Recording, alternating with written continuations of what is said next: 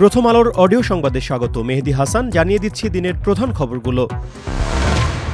ভারতের কর্তৃপক্ষ পশ্চিমবঙ্গে বসবাসরত অনেক মুসলিম বাঙালিকে ন্যূনতম আইনগত প্রক্রিয়া ছাড়াই জোর করে বাংলাদেশের দিকে ঠেলে দিচ্ছে উল্লেখ করে উদ্বেগ প্রকাশ করেছে মানবাধিকার সংগঠন হিউম্যান রাইটস ওয়াচ HRW। তারা মনে করে যথাযথ আইনি প্রক্রিয়া ছাড়া কাউকে আটক বা বহিষ্কার করাটা মৌলিক মানবাধিকারের লঙ্ঘন।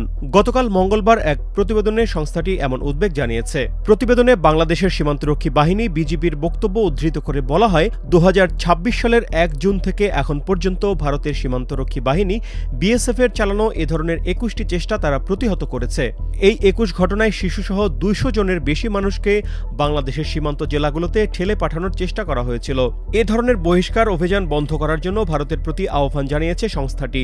তারা মনে করে সীমান্ত ব্যবস্থাপনার কারণে মানুষের মৌলিক মর্যাদা যেন ক্ষুণ্ণ না হয় তা দুই দেশের সরকারকে নিশ্চিত করতে হবে। যে বাজেটে জনগণের জন্য অর্থ বরাদ্দ রাখা হয় সেই বাজেটকে যারা গণবিরোধী বলে তাদের ব্যাপারে সতর্ক থাকার আহ্বান জানিয়েছেন প্রধানমন্ত্রী তারেক রহমান। বুধবার মৌলভীবাজারের শ্রীমঙ্গলের ভিক্টোরিয়া উচ্চ বিদ্যালয় মাঠে ফ্যামিলি কার্ড বিতরণ কার্যক্রমের উদ্বোধনী অনুষ্ঠানে প্রধান অতিথির বক্তব্যে এ কথা বলেন প্রধানমন্ত্রী। জাতীয় সংসদে পেশ করা বাজেটের সমালোচনাকারীদের প্রসঙ্গে অনুষ্ঠানে প্রধানমন্ত্রী বলেন, যেই বাজেটে ৬০টি পণ্যের উপর থেকে শুল্ক প্রত্যাহার করে নেওয়া হয়েছে সেই বাজেটকে একটি দল বলে গণবিরোধী বাজেট। এখন জনগণের জন্য যেই বাজেটের সব ব্যবস্থা রেখেছি সেই বাজেটকে যারা গণবিরোধী বলে তারা কি কখনো জনগণের বন্ধু হতে পারে? তারা কখনো জনগণের বন্ধু হতে পারে না। ৩.৫ বছর আগে ৫ বছরের এক শিশুকে অপহরণ ও খুনের ঘটনায় আসামিকে ফাঁসিতে ঝুলিয়ে মৃত্যুদণ্ডের আদেশ দিয়েছেন আদালত। বুধবার ষষ্ঠ অতিরিক্ত চট্টগ্রাম মহানগর দায়রা জজ আদালত এই রায় ঘোষণা করেন।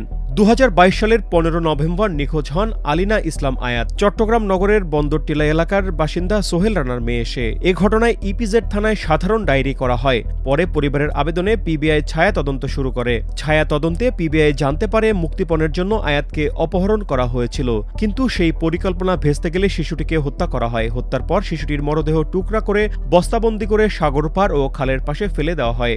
এদিকে চট্টগ্রামের বাকলিয়ায় ৪ বছরের শিশুকে ধর্ষণের মামলায় মনির হোসেন নামের এক ব্যক্তিকে যাবজ্জীবন কারাদণ্ড ও ৫০,০০০ টাকা জরিমানা করেছেন আদালত। বুধবার দুপুরে শিশু সহিংসতা দমন ট্রাইব্যুনাল চট্টগ্রামের বিচারক এই রায় দেন। মামলার ২৬ দিনের মাথায় এ রায় ঘোষণা করা হয়। প্রচলিত মুখস্থ নির্ভর শিক্ষা ব্যবস্থার পরিবর্তে সরকার প্রকল্প ভিত্তিক ও দক্ষতা নির্ভর শিক্ষার উপর বিশেষ গুরুত্ব দিচ্ছে বলে জানিয়েছেন শিক্ষামন্ত্রী আ.ন.ম এহসানুল হক মিলন। তিনি জানান, ২০২৭-২৮ সালের মধ্যে দেশের শিক্ষাক্রমে বড় ধরনের পরিবর্তন আনা হবে। নতুন এই কারিকুলামে শিক্ষার্থীদের সৃজনশীলতা, বাস্তব দক্ষতা ও সমস্যা সমাধানের সক্ষমতাকে সবচেয়ে বেশি অগ্রাধিকার দেওয়া হবে। বুধবার জগন্নাথ বিশ্ববিদ্যালয়ের কেন্দ্রীয় মিলনায়তনে ডিনস অ্যাওয়ার্ড প্রদান অনুষ্ঠানে প্রধান অতিথির বক্তব্যে শিক্ষামন্ত্রী এসব কথা বলেন। সব অপূর্ণতা আর আক্ষেপ ঘুচিয়ে ২০২৬ ফুটবল বিশ্বকাপে হ্যাট্রিক দিয়ে এক অবিশ্বাস্য সূচনা করলেন ফুটবল জাদুকর লিওনেল মেসি। আলজেরিয়ার বিরুদ্ধে আর্জেন্টিনার জয়ে ৩টি গোলই করেছেন ফুটবলের মহাতারকা, যা তাকে নিয়ে গেছে বিশ্বকাপের এক অনন্য চূড়ায়। এই হ্যাট্রিকের মধ্য দিয়ে বিশ্বকাপ ইতিহাসের সর্বোচ্চ গোলদাতার তালিকায় জার্মানির কিংবদন্তি মিরোস্লাভ ক্লোসাকে ছুঁয়ে ফেললেন মেসি। বিশ্বমঞ্চে দুজনের গোল সংখ্যাই এখন সমান ১৬টি করে। এদিকে আজ রাতে DR কঙ্গোর বিপক্ষে বিশ্বকাপ অভিযানে নামছে পর্তুগাল। ৪১ বছর বয়সে নিজের রেকর্ড ষষ্ঠ বিশ্বকাপে মাঠে নামছেন ক্রিস্টিয়ানো রোনালদো।